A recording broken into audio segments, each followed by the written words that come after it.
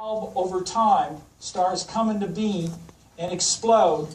They provide rich environments for other planets to be created. And that whole field has just exploded in your lifetime. Now, we also understand a couple other things about the formation of our solar system. And although I'm not going to talk about them directly because of this talk, and we have time, I will mention a few of these things. We now believe that as our solar system came together, there was a huge readjustment where these planets were in a tug of war gravitationally. And Jupiter, which is the largest planet in our solar system by far, just to give you an idea how big it is, if Jupiter was a fishbowl and we took Earth-sized planets, it would hold about 1,000 of us, 1,000 Earths. It's huge. It's absolutely enormous. And so what's happened is Jupiter has pushed these planets around, and the solar system has rearranged itself. That's a brand new concept. That's only about 15 years old, and now we have evidence for that. We have evidence for that because when we see planets around other stars, they're in orbits they couldn't possibly have gotten into without a gravitational fight between another large planet. We see Jupiter-sized planets that are in highly elliptical orbits around stars.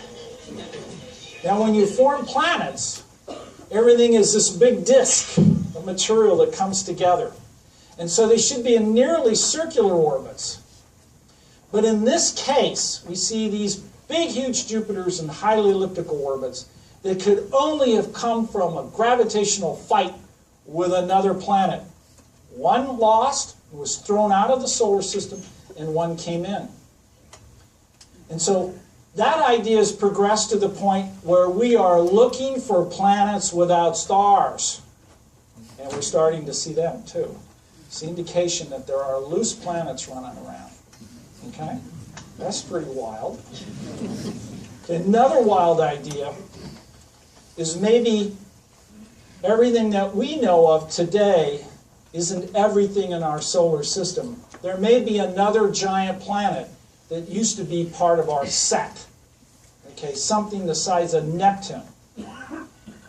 Okay, it's called Planet X. Some planetary scientists call it Planet 9.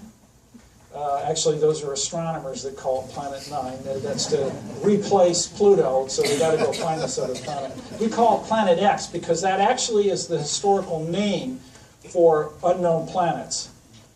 Percival Lowell, in the late 1900s, wrote a major manuscript about gravitational perturbations that they believed they were seeing in Uranus's orbit that indicated there was another planet out there, and started the process of looking for Pluto, which eventually was found in 1930.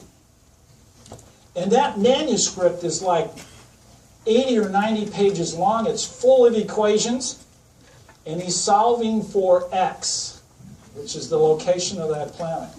Okay, that was why he always called it Planet X. Okay, so historically that's the name of it, and it may actually be out there. We have a lot of indication that it is disrupting objects in the Kuiper Belt. We're finding Kuiper Belt objects that aren't in nice circular orbits anymore. They're in elliptical orbits, which indicates some sort of gravitational interactions. And so now I've challenged our planetary scientists to go find that planet. So in your lifetime, we may actually find another planet in our solar system.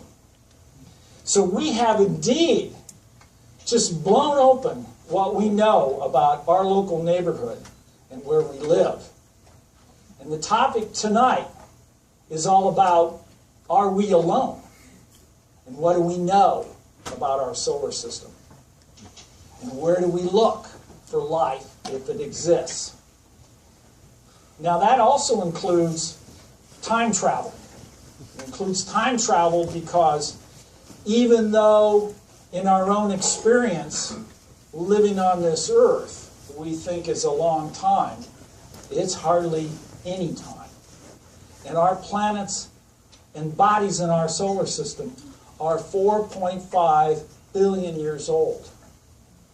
And they have evolved over time. And that's the story I want to talk about tonight. And if you're ready, I will be able to do so. All right, so let's do the introduction and get going. This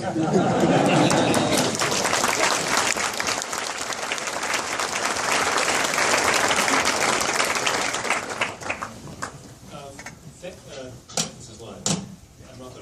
I'm not going to create another technology issue.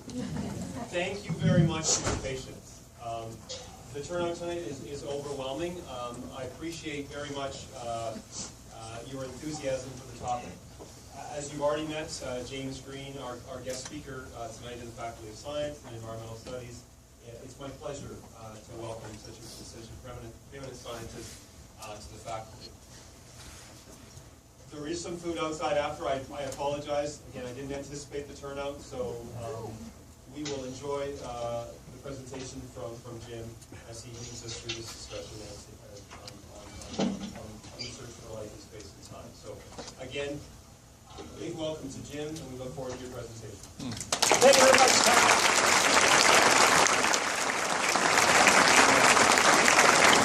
Well, it's a real delight to be here to tell you everything I know about the solar system, and it's all brand new. As I said, we're really literally rewriting the history books of what we know about our planets and the objects that are in it. So tonight, we're going to go on a tour of our solar system in space and time, looking for places where life might exist that it doesn't include the Earth. You know, it's other places in our solar system. And there, turns out, there's a bunch of possibilities. Now, I'll start out right away and say, we have not found life beyond this planet. And I'll make a prediction that in the next 10 years, we will answer the question, are we alone? We are hot on that path, and we're making enormous progress in answering that question. So, if we start from the beginning, about 4.5 billion years ago, a star exploded in our neighborhood, huge supernova, dumping an enormous amount of material into an existing